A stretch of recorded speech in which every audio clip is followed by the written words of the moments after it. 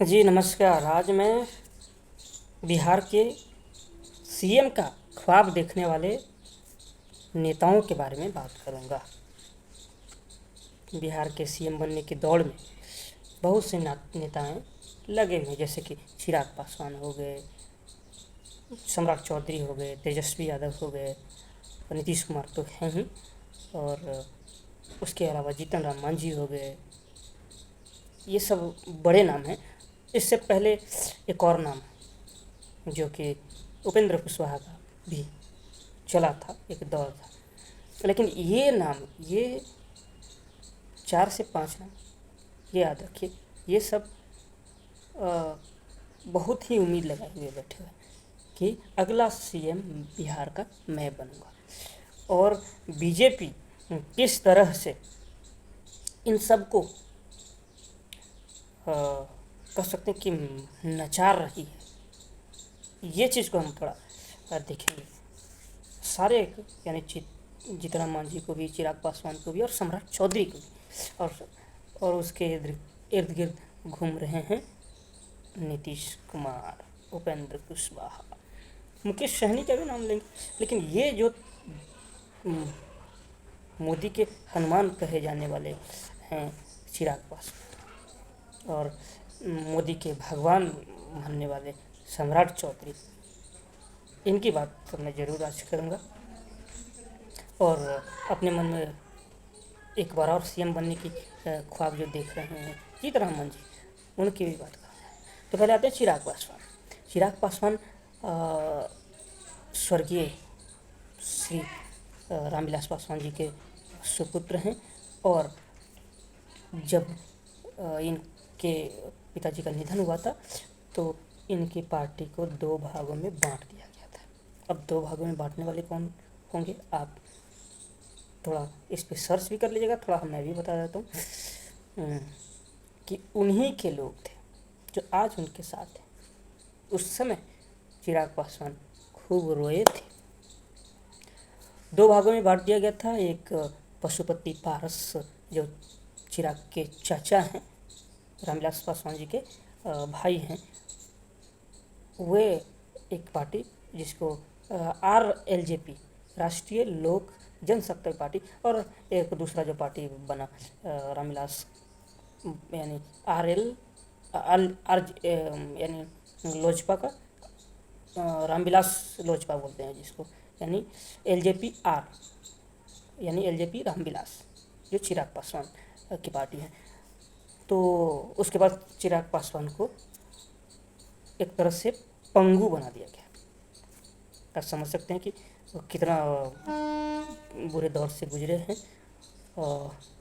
और एक बात और बता दें तो चिराग पासवान के परिवार से उनके फादर यानी रामविलास पासवान इतने बड़े नेता रह चुके हैं, लेकिन वो सीएम बिहार के नहीं रहे।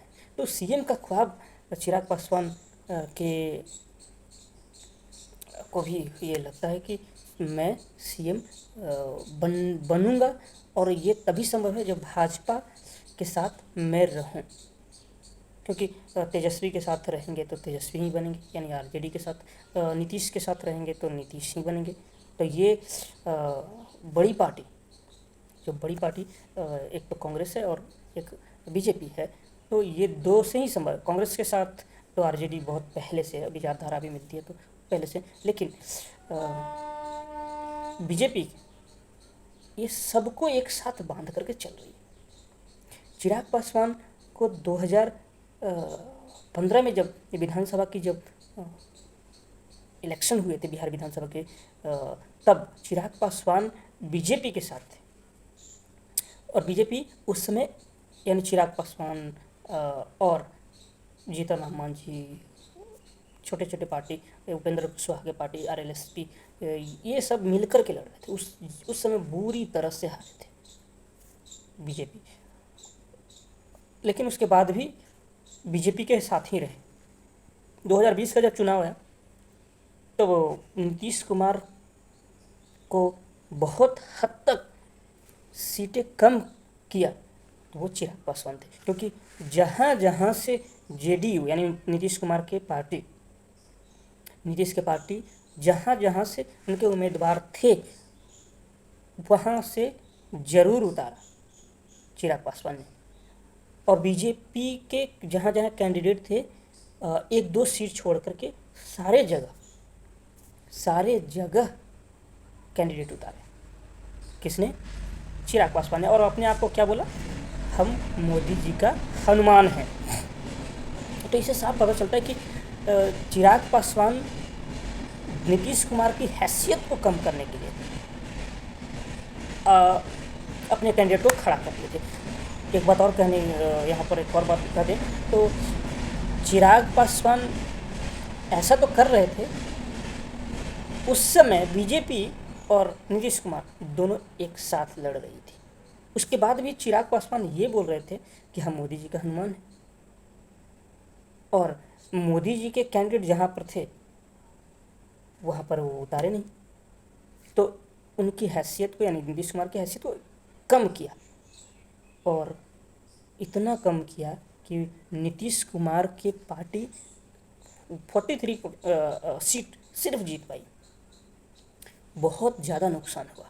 उसके बाद नीतीश कुमार और चिराग पासवान ने काफ़ी तलखियाँ रही और बहुत दिनों तक। अभी मैं रिकॉर्ड जब वीडियो कर रहा हूँ तो इस समय चिराग पासवान, जेडीयू और यानी नीतीश कुमार और बीजेपी ये सब मिलकर के लड़ रहे हैं लोकसभा में, लोकसभा के लिए, लोकसभा के यानी एमपी सीट के लिए। तो ये था चिराग पासवान जो कि ख्वाब देख रहे हैं कि बीजेपी यदि अपने बलबूते 120 या 115 या 16 इस तरह से सीटें ले लाती है, और मैं अपना एमएलए का जो मैं एमएलए का अपने एमएलए का समर्थन दे करके सीएम बन सकता हूँ, तो इसमें क्या हर्ज है। और इसके चलते वो ऐसा कर रहे हैं। ओके, चिराग पासवान की एक और बात बता दें तो जब मोदी जी चुनाव प्रसार के लिए आए थे बेगूसराय में, तो नीतीश कुमार मौजूद थे लेकिन चिराग पासवान नहीं थे, और काफ़ी खींचातानी के बाद चिराग पासवान को 5 सीटें दी गई, और उनके चाचा को एक भी सीट नहीं दी गई, यानी पशुपति पारस जो हैं उनको एक भी सीट नहीं दी गई। फिर से उनके घर में कला, और पशुपति पारस जो हैं वो इस्तीफा दे दिए मंत्री पद से। तो ये था कहानी चिराग पासवान जी का, जो कि ख्वाब देख रहे हैं सीएम का, और देखना भी चाहिए। और ऐसा ही संभव हो सकता है कि बीजेपी किसी भी हाल में बना दे जीतने के बाद। अब हम आते हैं सम्राट चौधरी के बारे में बताते हैं। सम्राट चौधरी कुशवाहा के कहते हैं कि बड़े नेता, और उसका यूज अभी तक कर रहे हैं।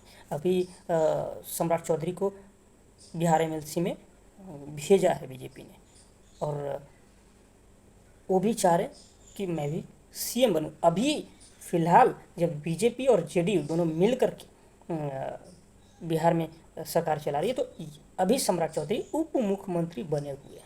तो इससे उनको साफ है कि अगला बार यदि 2025 के विधानसभा के इलेक्शन होने हैं बिहार में, तब यदि बीजेपी अकेले 120 या 22 सीटें ले लाती है, तो सम्राट चौधरी का लगभग सीएम बनना, यानी ख्वाब देखना, जो सीएम का ख्वाब देखा था वो पूरा हो सकता है। यदि ऐसा हो जाए, 120 सीटें 122 सीटें इस तरह से आ जाएं, तब बीजेपी का। और बता दें तो सम्राट चौधरी का आरजेडी को तोड़ने में, यानी 22 विधायक को तोड़ने में बड़ा योगदान रहा। इसी चलते बीजेपी को भी फ़ायदा हुआ, और एमएलसी में सम्राट चौधरी को भेजा, उनको भी फ़ायदा हुआ। और उसके बाद हमने ये भी देखा कि नीतीश कुमार जब बीजेपी से दूर हुए, तब उनके साथ आपने देखा काफ़ी तलखियाँ रही है नीतीश कुमार के साथ, और बहुत सा बातें हुई। लेकिन अब जो है उन्हीं के साथ, यानी नीतीश कुमार के साथ अभी डिप्टी सीएम बने हुए हैं और नीतीश कुमार सीएम पद संभाले हुए हैं। और हम आते हैं अगले एक बात और हम इसमें ऐड कर दें तो जब 2024 का जब लोकसभा के सीट का अनाउंसमेंट हुआ है तो कुशवाहा समाज से एक भी सीट नहीं दिया गया बीजेपी की तरफ से। ये सबसे बड़ा सेटबैक यानी धक्का है सम्राट चौधरी और कुशवाहा के लिए, क्योंकि कुशवाहा को आप जोड़ने की बात कर रहे हैं लेकिन एक भी सीट नहीं दिया गया बीजेपी की तरफ से, एक भी सीट नहीं दिया गया। तो कुशवाहा जाति के लोग थोड़ा परेशान हैं क्योंकि आप कुशवाहा जाति के एक डिप्टी सीएम बना देने से आप वोट नहीं ले सकते हैं। इस तरह से आप तो ये धक्का है। और मैं तो पहले भी कह रहा हूँ कि बीजेपी का एक टैक्टिस रहा है कि किसी तरह से जोड़ो, चिराग पासवान को जोड़ो, सीएम का ख्वाब दिखाओ, डिप्टी सीएम बना करके सम्राट चौधरी को यानी कुशवाहा जाति के को भी ख्वाब दिखाओ सीएम का। और हम आते हैं अब जीतनराम मांझी पर। जीतनराम मांझी पे हम थोड़ा आ जाते तो जीतनराम मांझी पहले भी 2015 में भी ये यानी उस समय सीएम बन चुके थे। यानी कह सकते हैं कि वो नीतीश कुमार जी के वो कहते हैं कि हम हमारी गलतियों की वजह से जीतनराम मांझी सीएम बने थे बिहार में। तो उसके बाद बहुत ज़्यादा बातें भी जीतनराम मांझी को नीतीश कुमार ने बोला, भला बुरा बोला, जो कि वो काफ़ी गलत था। और जब सीएम बने तो उनको भी ये लगा, एहसास हुआ कि मैं भी सीएम बन सकता हूँ, क्यों ना भाजपा के साथ चुनाव लड़ूं। तो 2015 में भाजपा को उन्होंने साथ चुनाव लड़ा और वो बुरी तरह से हारे। जीतनराम मांझी अपना सीट भी नहीं बचा पाए थे 2015 में। और अभी भी उन्हीं के साथ हैं। अभी 2024 का भी जो चुनाव हुआ तो चुनाव हो रहा है तो इस समय भी बीजेपी के साथ दे रहे हैं, क्योंकि उनका ख्वाब तभी पूरा हो सकता है जब बीजेपी, आपको बताइए चिराग पासवान का ख्वाब उसी तरह का है और सम्राट चौधरी का ख्वाब उसी तरह का है और जीतनराम मांझी का भी ख्वाब इसी तरह का, क्योंकि आरजेडी यदि जीतेगी तो स्वाभाविक है कि जीतनराम मांझी को सीएम नहीं बनाएंगे। नीतीश कुमार जीतेंगे तो वो भी सीएम नहीं बनाएंगे। तो बीजेपी ही एक विकल्प है। और कांग्रेस इसलिए नहीं, क्योंकि कांग्रेस के साथ हमेशा से आरजेडी बहुत इंटैक्ट रूप से जुड़े हुए हैं। तो आरजेडी तो ऐसा कर भी नहीं सकता, तो कांग्रेस भी ऐसा नहीं कर सकता। तो ये इनका ख्वाब इन्हीं में सध सकता है यानी बीजेपी में। और बीजेपी को चाह रहे हैं कि जीते और हमारे वजह से जीते, हमारा भी समर्थन हो तो मैं भी सीएम का कुर्सी दोबारा हासिल कर सकता हूँ।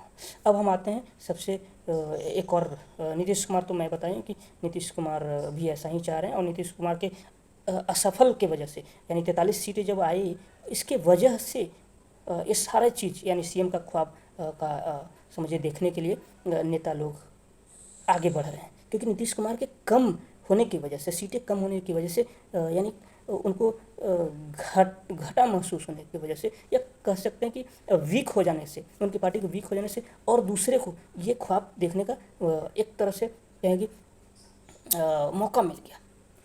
और वो भी चाह रहे हैं वो कि भाई मैं हमेशा सीएम बने ही रहूं, इसलिए वो बीजेपी ही ज्वाइन कर लिया और आरजेडी को उन्होंने छोड़ दिया। क्योंकि आरजेडी बड़ी पार्टी है और आरजेडी बड़ी पार्टी है, इस बार जीतेगी तो शायद सीएम ना बनाए, इस तरह का भी उनके पास ख्वाब है।